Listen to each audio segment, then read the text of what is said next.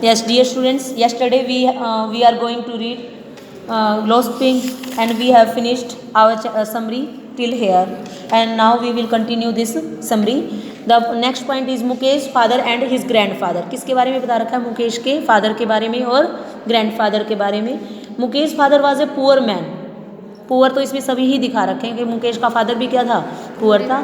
He worked as a tailor. ये याद रखना, क्वेश्चन आ जाए आपको short. What work was Mukesh father? Mukesh father क्या थे? By profession he was a tailor. And before coming to a bangle maker he could not renovate his house. Renovate क्या होता है? थोड़ा सा नया करवाना. हाउस को वो रिनोवेट नहीं करवा सकते, थोड़ी भी चेंजिंग नहीं ला सकते थे.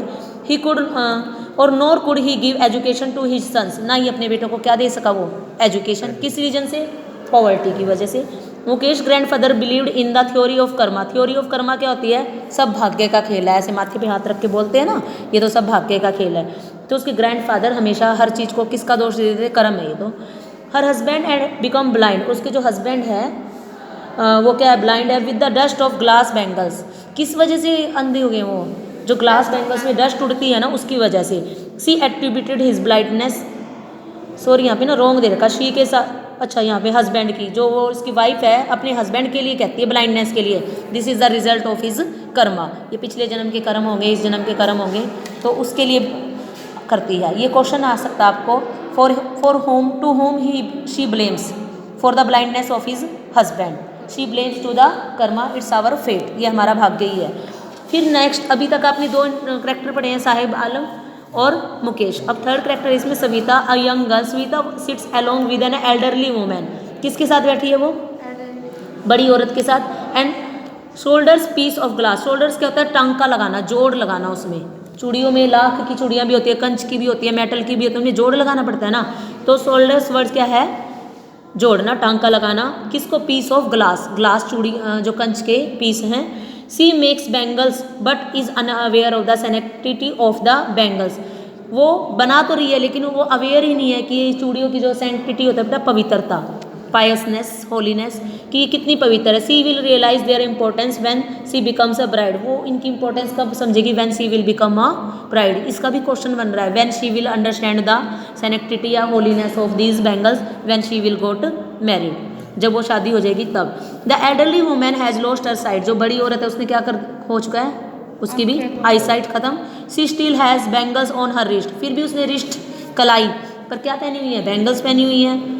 And she says that she has not enjoyed one full meal in her entire life time. पूरे लाइफ टाइम ने उसको कभी एक भरपेट भोजन एक टाइम का भी नहीं मिला, उसको गरीबी के कारण. तभी तो ये स्टूडेंट्स के बीच में लगा रखा है. थोड़ा सा वो मुंह हो, उनके लिए कुछ करने की सोचे. कहीं तो इतने इंस्पायर हो जाते हैं कि उनके पास जब पूरी मनी आती है तो पूरा ऐसा खोल लेते हैं कि जहाँ पर डे नाइट खाना चलते रहे. ये इसी वजह से तुम्हारे उसमें लगा रखा कि तुम्हारी टेंडर एज होती है. तुम कोई तो मतलब 25 स्टूडेंट्स है या 100-200 स्टूडेंट है, दो भी मूव होगे ना उस चीज़ से, तो वो क्या है? उसको चला लेंगे. मीन्स कुछ तो रिमूव होगा समाज से. सविता सिट्स, ये हो गया. The elderly women has lost her sight. She still has bangles on her wrist. अभी भी उसके क्या है? इन रिस्ट नहीं होता, ऑन रिस्ट. ठीक है. She says that she has not enjoyed one full meal entire life time. एक टाइम का भी भोजन उसको नहीं मिला है पूरी लाइफ में. Nothing has change in Firozabad. Firozabad में कुछ भी चेंज नहीं हुआ है. Nothing much has change in Firozabad. Years of hard labour. Years of hard labour क्या होते हैं? सालों साल बहुत ज़्यादा सख्त मेहनत करना.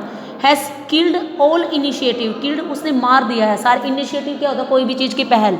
इंसान अपने सपने तो तभी पूरा करेगा ना जब उसकी बेसिक नीड्स कंप्लीट हो जाएंगी. And ability to dream. Dreams भी खत्म हो गए उनके. The author suggestion to form cooperative society. Author क्या सजेशन देता है कि एक सहयोगात्मक सोसाइटी, समाज का मीन्स कोऑपरेटिव हो जो आपस में हेल्प करे. Is rejected for it has the risk of being hold up by the police. कई जने तो क्यों नहीं बनाते? पुलिस वाले आएंगे, फालतू में रेड मार देंगे, ये पूछेंगे, वो तो रिश्वत खाएंगे. Police beaten and dragged jail on the false charges. False charges क्या होते हैं? झूठे आरोप.